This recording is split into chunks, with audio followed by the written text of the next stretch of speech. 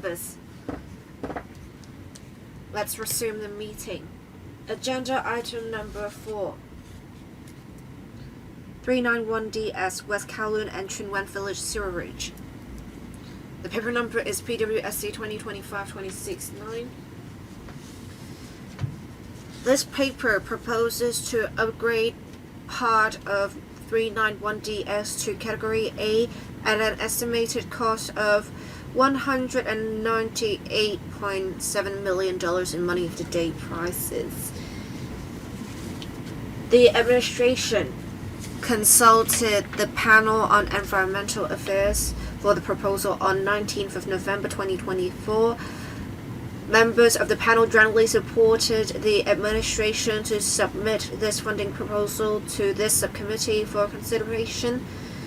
The report on the deliberations of the panel was sent to members via email on 2nd of June.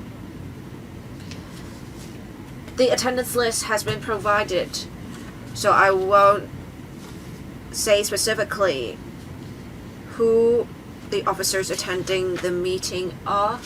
I'll read out the order in which members are going to speak. Mr. Chen Pui-Lam, Mr. Chen Siu-Hung, Dr. Chen Han-Pen, Mr. Andrew Lam, Ms. Chen Yu-Ming, Mr. Benson Look, Mr. Lam Chun-Sing, Mr. V. Chen, Ms. Lam So-Wai, and Dr. Lo Wai-Kwok.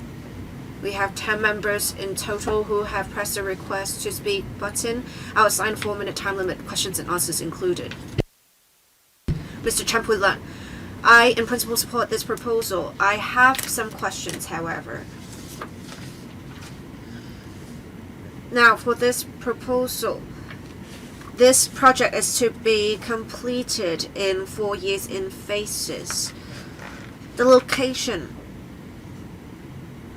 of the project, there are 4 of them as well. So I want to ask, can the works be conducted in parallel in the different locations? The sewage pipe is 4.6 kilometers long. It's not that long. Is it possible for us to compress the timeline so that we will complete the project in less than 4 years? We have also, according to the paper, the sewerage system is anticipated to serve about 3,600 people. That's not a lot. How many households is that exactly? I think if we are talking about the figures in terms of households, there may be less, more likely than not. And people would have to pay to connect their pipes to the public sewage system. There are costs involved. How many households would need to have the pipes of their houses connected to the public sewage system? Do you have an estimate? We need to consider how many households may participate in this initiative, because if they are not going to connect to the public sewage system, there's really no point in undertaking this project. Thank you. Who's going to answer this question? Is it Ms. Chow? Excuse me. I'll let my colleague answer the question. The speaker's microphone is not on. The speaker's microphone is not on. Let me first talk about the project cycle. As said by the member, we will take 4 years to complete the project in phases. We have indeed the project being undertaken in 4 locations. At Shenkwai-Chung, because the village is relatively large, we will take longer to complete the works there. We also need to take into account the rain seasons. We expect that it would take 3 odd years at least to complete the project there.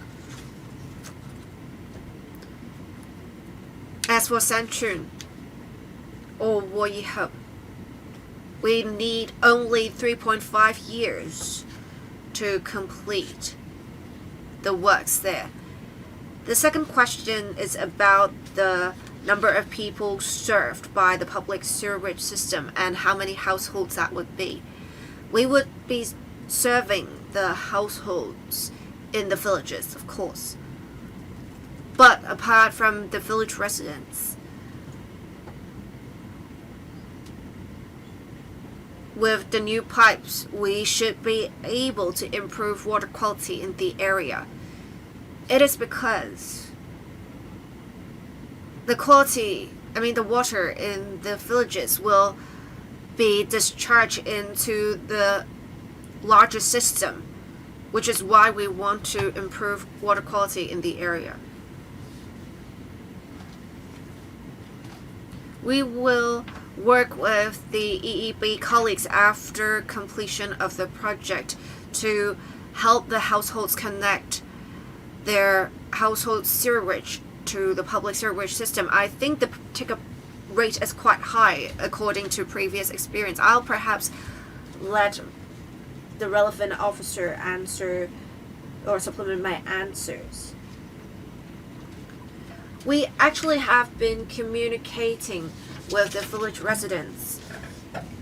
We also have subsidies for the residents should they have financial difficulties in connecting their household sewerage systems to the public sewerage system. And according to previous experience, the take-up rate is approximately 98%.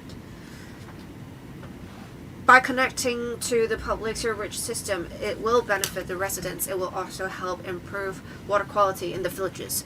Thank you. Mr. Chan Siu Hong. For the proposal, West Kowloon and Tsuen Village Sewerage, I support the proposal. As for the project cost, there are some details included in the enclosure, that is enclosure 3 in particular. There is a comparison with other similar projects. We have the pipes costing $10 million. It is a significant percentage of the cost of the project. It is because trenchless method is adopted in some parts of the project. How much of the project is trenchless? Because that's where the cost lies. That's my first question.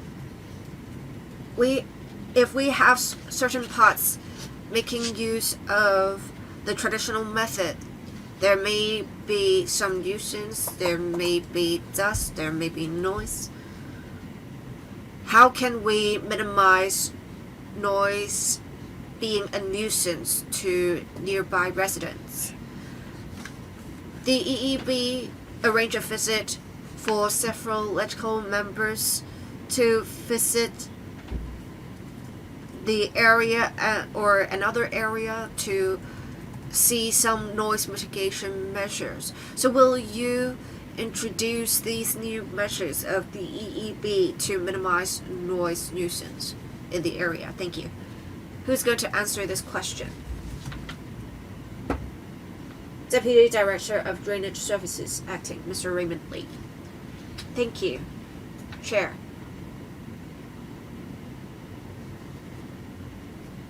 We have approximately 13% of the pipes being constructed with the trenchless method. If we are to use the open cut method,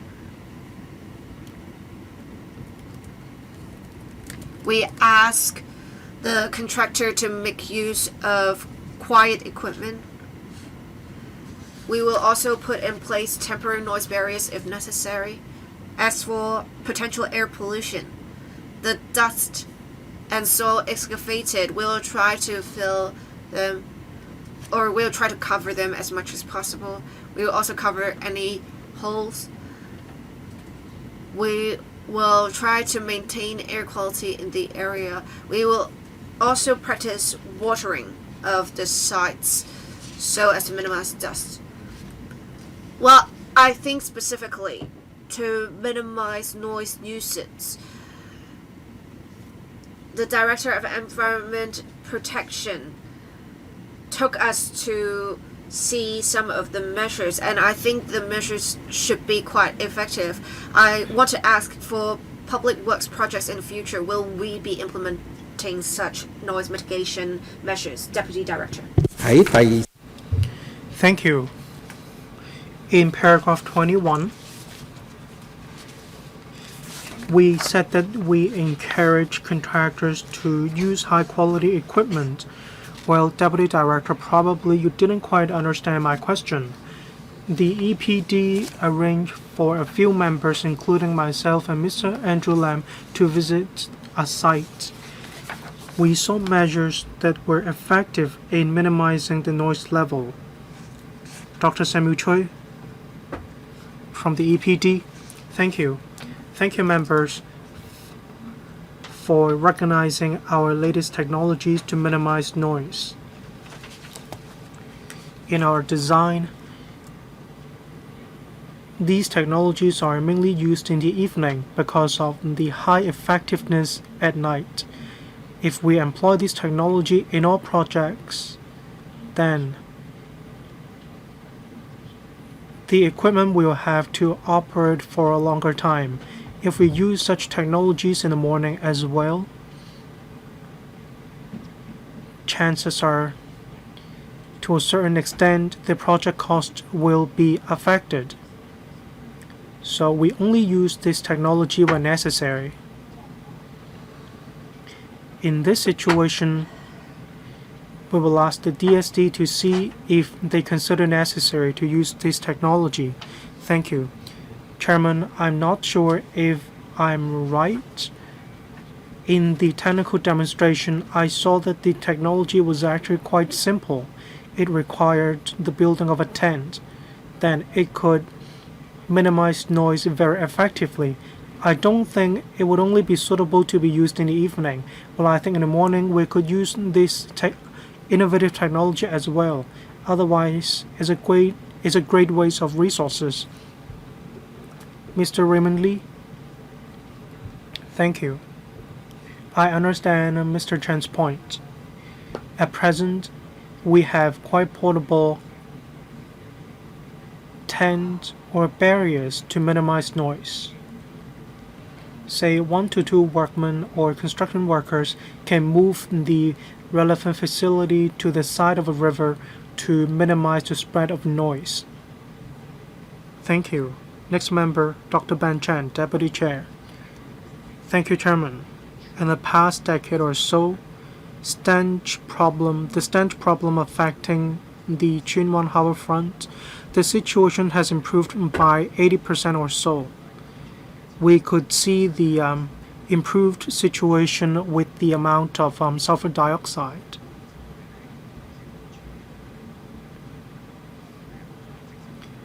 There is still the stench problem affecting the harbourfront in Qianhai.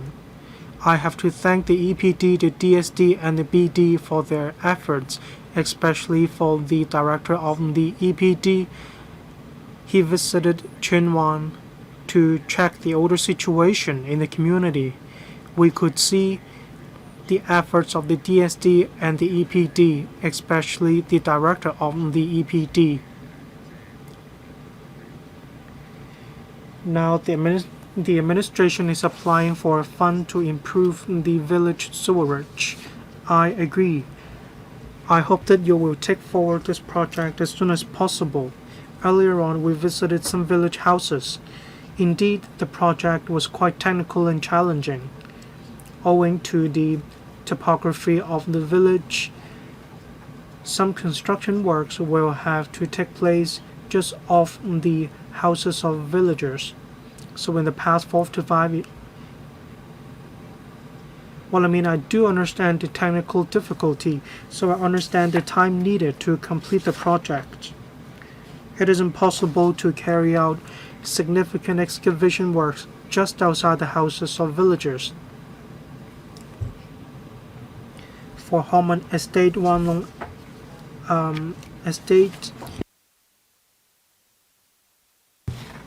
for Wanlong Village, I'd like to hear from the administration in relation to the measures you have for squatters. Say in Taimou-shan, there are a few squatter huts. For these squatters,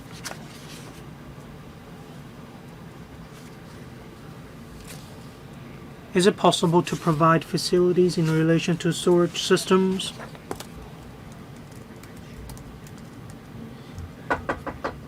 For these squatters in Qianhai, I understand there are quite a lot of squatters in Qianhai. So I'd like to know whether the administration could work on what I have just mentioned. Mr. Raymond Lee, thank you. Dr. Ben Chen just now he earlier on visited the relevant villages for Wanglong. We are carrying out the design works.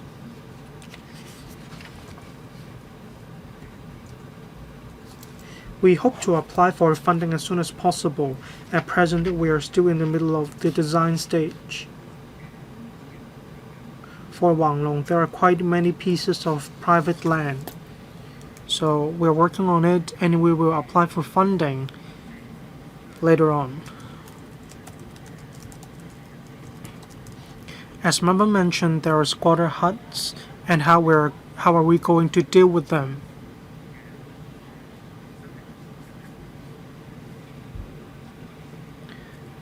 If the quality of water is affected, then we might put in place dry season interceptor.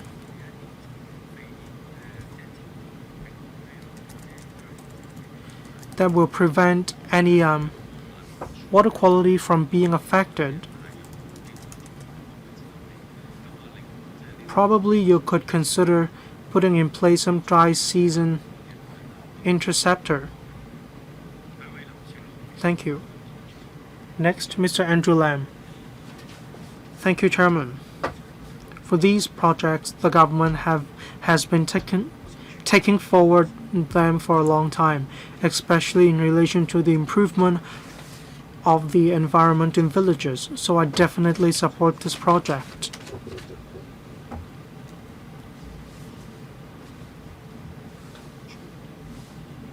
I understand it's quite difficult, but then the progress is still being so slow. I understand the project might take 4 years. For the main construction projects, it may be easier to control the time. For other projects, that is the non-core projects, probably you are going to spend a lot of time liaising with different villagers. Some may be more proactive, whereas some are less proactive.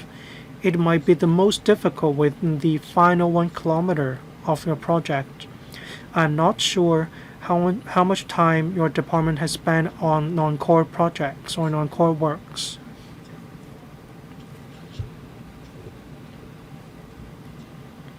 A lot of time and efforts have been spent on communicating with villagers, but then you are not going to resume land. We're talking about city-rural integration.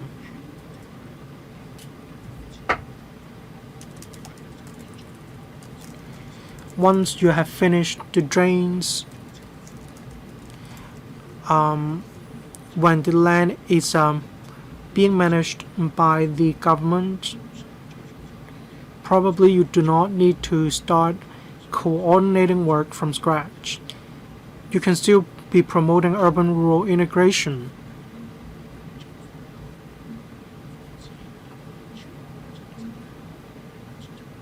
You might have to work on the water quality pollution in the village, and at the same time, you still need to expedite the progress of urban-rural integration.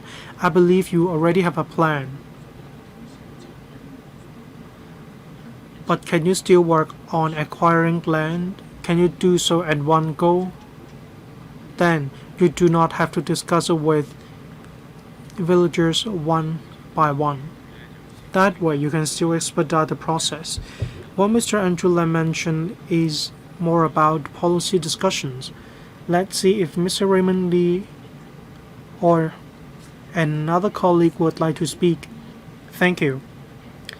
As for NDA new development area, we might have to acquire land or plan for infrastructures. We have been working with the Development Bureau on some projects. We are communicating with the Development Bureau. We want to work with the Development Bureau to undertake different projects at the same time so that we can improve the ecosystem at the same time. We'll continue to work with different bureaus and departments so that we can work with one another on different projects and infrastructures. Thank you. Next member, Ms. Chen Yutming. Thank you, Chairman. About half a year ago, at a panel meeting, I already expressed support for this project. I have 3 points to follow up on. 1. On the capacity. I received reports from village heads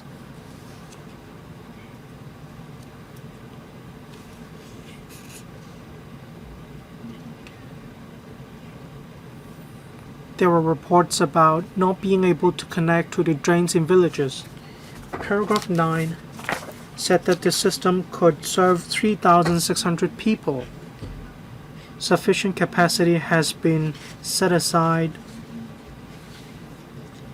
to take into account the development needs of villages. Supplementary information provides information on connection to sandpit. It's about $7,000 to $9,000. I'd like to know if you will enlist the help of contractors to help with the connection of the manhole.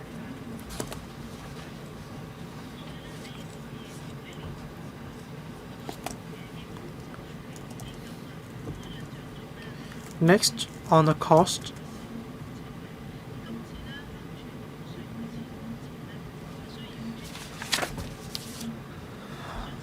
We're in the discussion stage of the PWSC about the West Kowloon and Qianhai village sewerage.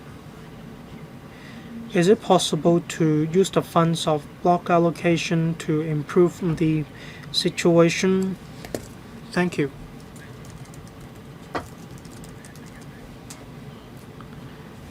Mr. Raymond Lee, in the design of the system, we try our best to keep flexibility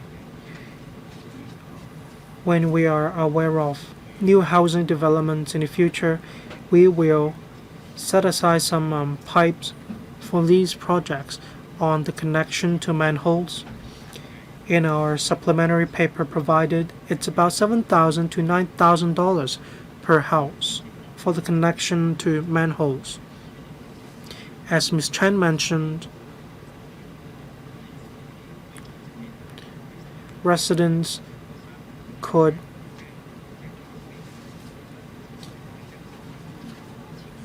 engage a contractor to work with them. Then it will be faster and it will also be cheaper when they share the costs.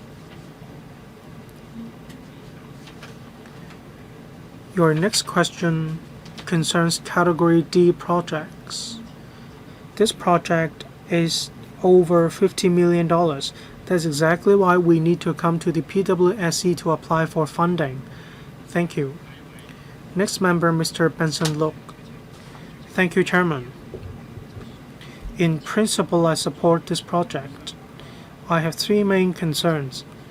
I'd like to seek clarifications from the administration on cost effectiveness. I noticed that the administration provide per cubic meter the cost. A comparison has been provided by the administration. The construction cost per cubic meter is comparable. In paragraph 9 of the papers, the system is anticipated to serve about 3,600 people. Per person, on average, the cost is about $55,000. You also listed different projects.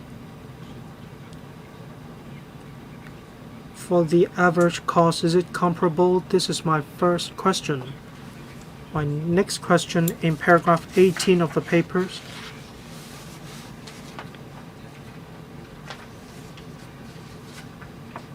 You changed the alignment of the pipes because of objections from villagers. It is very important to mitigate the impact on local residents. I'd like to know the impact on the change in the alignment on the cost. Is there any impact on the completion time? My third question, paragraph 20 of the paper. $5.1 million have to be set aside, that is about 2.5% of the project cost, to minimize the impact on the environment. So I'd like to know more about the environmental mitigation measures. Thank you. Mr. Raymond Lee, W Director. Thank you, member, for your support and questions. Mr. Luke asked about the estimate. In enclosure 3, we have drawn a comparison of different projects on the unit costs per meter of the sewage. The member also gave a unit cost per meter per capita. Let me clarify something. The project is for the benefit of the residents, but not only that, it is also to improve water quality. I also have some figures myself on the per capita cost. It would be 40 to 50,000 per month. Divided by 3,600 people, we will still have a cost of $50,000.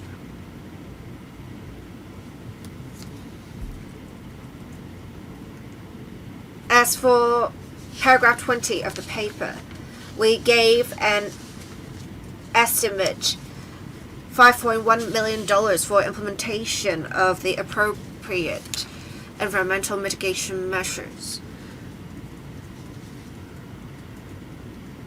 As I said earlier, we will implement environmental mitigation measures such as measures to minimize dust and noise, as well as for waste disposal. We have adopted parallel tendering for this project, so the estimates reflect return tender prices. So that is how we derive the estimate. Excuse me, Chair, I have another question on alignment that has yet to be answered. Right, the impact of the revised alignment. It has not affected the cost much because when we communicated with the residents,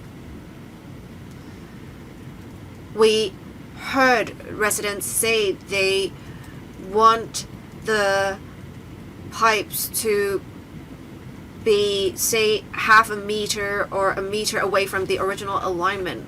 It is not a significant change, which is why we accommodated such demands. Mr. Lam Chen Sing, I'm sure, Chairman, you have observed that every few months we would have a sewerage system related project asking for funding from the and consulting us. It is, of course, undesirable because it seems like they are taking a piecemeal approach. We are trying to accommodate the villages, and it is said that we're trying to promote urban-rural integration, and that is what the mainland is doing. But then we need to understand the difference is urban areas and rural areas are significantly different in the mainland, not so much in Hong Kong. I think the villages already have have the means to put in place some sewerage facilities, or they may already have such.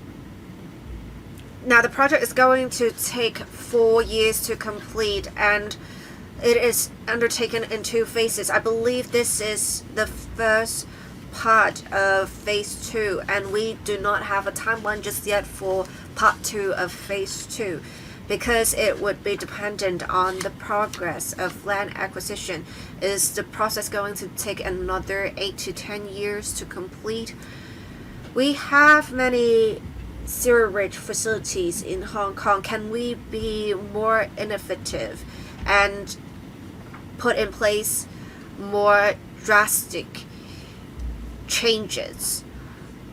Or it may be the case that we can wait until we have more sophisticated sewerage systems, and then you can undertake a large-scale project to improve facilities in all of the villages or more villages, instead of taking a piecemeal approach like this. Some members of the panel actually said for 339DS, another sewerage project in the North District, it actually costs roughly the same, $100 million, but that project was for 8-kilometer long sewerage system. Ours is just 4 odd kilometers long. So I want to ask, why is it seemingly much more expensive, and why haven't you included the similar project in the comparison in your paper? Mr. Raymond Lee, I will answer the first question of Mr. Lam, and then I'll let the EPD officer answer the other questions. According to the paper, specifically Enclosure 3, we are drawing a comparison of village sewerage projects that are making use of the trenchless method in their construction. We have to make sure the percentage of trenchless method length being similar, and that would also require some traffic arrangements to be put in place. If we look at the relevant figures, according to Enclosure 3, the unit cost per meter of gravity sewage for our project is about $29,000. If we make use of the same approach, if we take the same approach in adjustment for the Shenzhen project, it is approximately $27,600, the unit cost per meter. So why haven't we included that project in the comparison? It is because we have already drawn a comparison with 3 similar projects. The villages involved are similar. The Shui project, the village is actually located on a much flatter terrain. The villages involved here are located on a hilly terrain. The 8 villages in Shenzhen are located very close together. There is better and more efficient resource allocation, which is why the unit cost is lower. I'll let the EPD office supplement answers. As at February of this year, we have for 297 villages completed sewerage works. We have still 38 villages that we have works being conducted. We do thank the members for his suggestion. We do seize opportunities of other works to undertake sewerage-related works. We have taken advantage of some works being done on highways, and then we have taken the opportunity to connect sewerage systems. When we see other plans being made of some areas, we will liaise with the Development Bureau to see how we can undertake related projects to improve infrastructure. Thank you, Ms. Jovi Chen. The Tsuen Harbourfront is plagued by the issue of odor for many years. I've been working with district organizations to resolve the issue of illegal connections, and we have some villages that are still making use of septic tanks, which is not ideal. I therefore support this proposal. I have had regular meetings with government officers. I know that villagers had reservations of the advanced works. According to the paper, there were 6 objections, and the government representatives explained to the villagers the situation, allaying their concerns. I also know that there has been a decrease in the costs, which I appreciate. I do have some questions still. For villages that are densely populated, how can we minimize nuisance costs to residents? The works are undertaken close to the households, so we need to do more. We have been minimizing noise, but we know that with conveyance of materials, we need to have trucks going to the areas, but the roads are relatively narrow. What can we do about that? I also know in Tsuen there are phase 3 works being undertaken at Taipei. How can we do more to alleviate the nuisance in the areas, and what is the implementation progress of the project in the area? Mr. Raymond Lee. The member asked about potential nuisance caused by conveyance of construction materials. In our experience, with communication with villagers, it should allay the concerns of villagers. And we were trying to convey materials during work hours when there are less villages around. It would be better, and we will continue to communicate with villagers in future. As for Sipei Square in Tsuen, the works being undertaken there, we have a next phase works. We will undertake works in Wanglong Village. Well, I think she was referring to another old area of Tsuen. Well, this is for the sewerage system in the area. We have many drainage service works in Tsuen being undertaken. For example,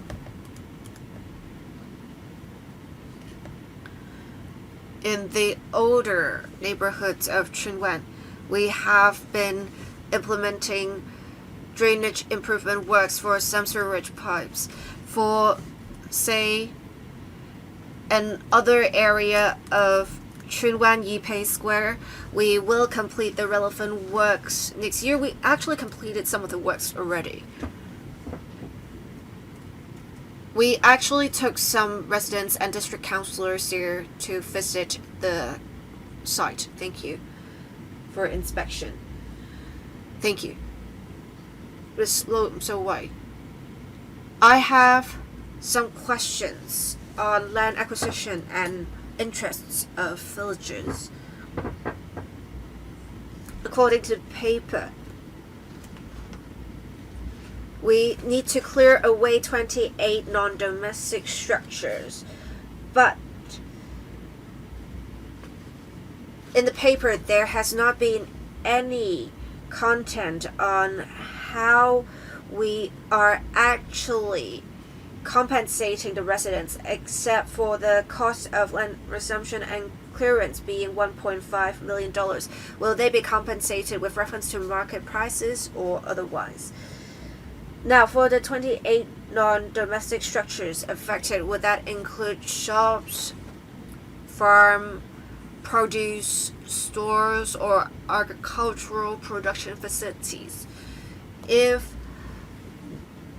it is the case that the non-domestic structures are agriculture related, their economic activities will be halted. How are you going to compensate them for the halt in their operations? We have recently some pipes burst causing a significant impact on residents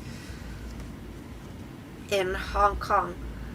I think we should not take a bandage approach. We need to conduct a comprehensive review of infrastructure in Hong Kong. We need to make sure we're protecting interests of villages. We have had in Sai Kung, Ho Chung, San Chun residents saying that with constant leakage, it has caused damage in soil in the area. It is also a waste of precious water resources. Have you looked at, from a macro perspective, the pipe situation in villages? Would you consider replacing H pipes in one go? Thank you. Mr. Raymond Lee. Thank you, Chairman. Thank you, Ms. Connie Lam, for your questions. Just now, Ms. Connie Lam referred to two figures, the 28 non-residential structures. Regarding these non-residential structures, these pipes are usually laid in areas in which villagers will walk past. There are, for instance, stairs. There are also flower planters. These are exactly the non-residential structures we are referring to, and they have nothing to do with economic activities. Just now, in relation to 1.5 million compensation that member referred to, this is listed in enclosure 4. That is the compensation that we will have to make in relation to land acquisition.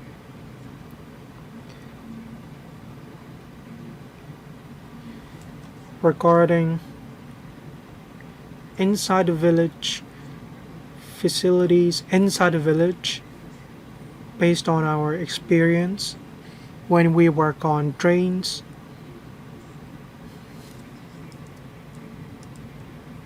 when we identified issues with other facilities as well, we'll be in touch with other bureaus or government departments or even private companies.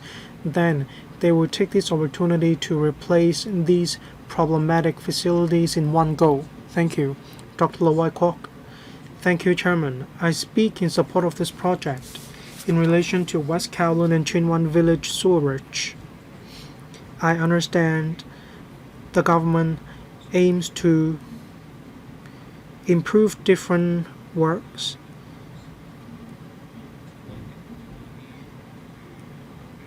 They want to provide quality services for the convenience of the public.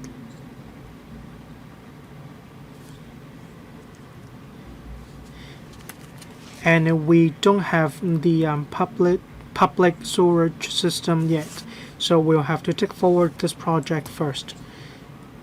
That project or system is more complex and is more challenging technically. Now we're talking about $198.7 million. It serves about 3,600 people according to the document. So for the cost, the per unit cost, the cost is quite substantial. But I don't think we should take a look at this figure alone. This is exactly what society needs. We need to do this. Despite the high cost, we still need to do so for the public. Say for septic tanks, we do need to provide basic services or basic utilities for people in Hong Kong. Otherwise, there will be pollution in the district. So we couldn't just look at the unit cost per head. By contrast, we need to encourage the administration to continue with these efforts. I already asked similar questions, but I believe there will be updates. I'd like to know the percentage of the works that the government still needs to provide or to work on. When are you going to complete these works? Alright, which official will take these questions? Do you have these figures at hand? If you do, you may share these figures with Dr. Low. Thank you. Ms. Ellen Chow. Thank you, Chairman. Thank you, Member, for your support. As of March this year, this scheme covered 586 villages. We have finished 297 villages, and we are serving 210,000 residents, and we are continuing with the works of 38 villages. We'll factor in the wishes of villagers, technical feasibility, as well as the cost effectiveness. Then we will plan the relevant works for villages that haven't yet had these projects. Thank you. Thank you. You do need to continue with the works. Next member, Ms. Nixie Lam. I used to be a Qianhai district councillor, and I handled a lot of issues in relation to the rural area. I support this project, which improves the village sewerage in the West Kowloon and Qianhai areas. The serious odor issue in Qianhai is connected to illegal practices nearby. I'd like to know, after improvement has been made, have you conducted any statistics about the number of villages which don't have a sewerage yet? How many villages are still waiting for improvements? As Dr. Low just now mentioned, it's already 2025 now. When a lot of residents have to rely on septic tanks, the situation is far from ideal. Do you have any timetable? When will you be able to make improvements? What is the scope of coverage? I support the scope of coverage, but I hope that you will provide a timetable in relation to improvements to be made to the entire Qianhai area. Mr. Raymond Lee. Thank you, Chairman. Thank you, Ms. Nixie Lam, for your support. In terms of the Qianhai area, in relation to the project 391DS, we haven't yet worked on Wanglong.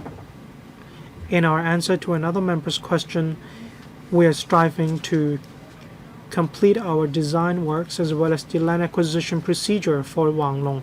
As for Qianhai, the overall situation is as such. In Qianhai, there are a total of 30-odd villages with drains, and we are working on 2 villages. As for the remaining ones, there are districts in which we may put in place dry season flow interceptor. Thank you. When Ms. Nixie Lam, I was asking about the number of villages which haven't yet conducted such works, but the Deputy Director gave me information about which villages have conducted these works. Thank you, Ms. Nixie Lam. Let me give you further information. Right now, Wanglong is one of the villages that we haven't yet conducted works. For Harmon village, as well as other areas, the population is smaller, and we are studying whether we can conduct works in Hanmanchun.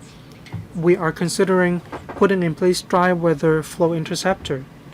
Well, in Mr. Raymond Lee's second answer, he just now gave me the example of some villages, but do you have any tally of the figures? How many villages haven't yet conducted such works? Well, For those under planning, there are a total of 4 villages. For those under construction, 2. For those being discussed today, 3 in Qianhai. So how many haven't yet conducted works? A total of 17 villages where the population is quite scattered. Thank you. So the answer is 17. Thank you. Regarding the timetable, they will work as fast as possible. It's actually very difficult for them to give you a timetable.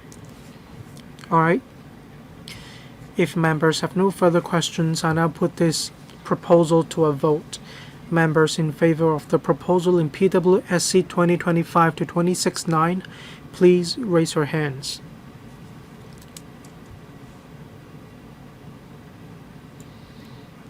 Those against it, please raise your hands. I think the majority of members who have voted support this proposal. That is, all members support this proposal. I declare this proposal passed. On whether the Finance Committee should further discuss this item, I now put this motion to a vote in accordance with Rule 41 of the Rules of Procedure of the PWSC. This subcommittee recommends the Finance Committee to further discuss the proposal in PWSC 2025-26-9 that has been passed by this subcommittee. I remind members, if this motion is passed, it means this subcommittee recommends the Finance Committee to further discuss this paper. If, however, it is negatived, it means this subcommittee does not recommend the Finance Committee to further discuss this paper. Members who support this motion, please raise your hands.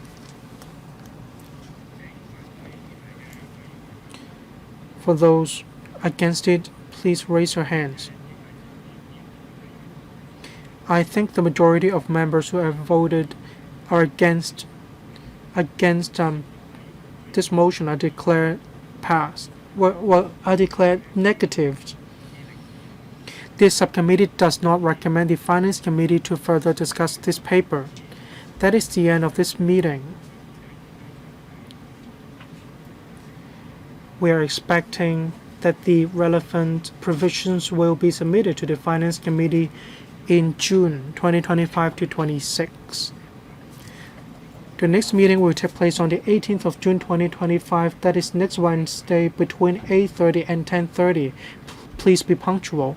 That is the end of this meeting. We have already finished the discussion of all items today. Thank you.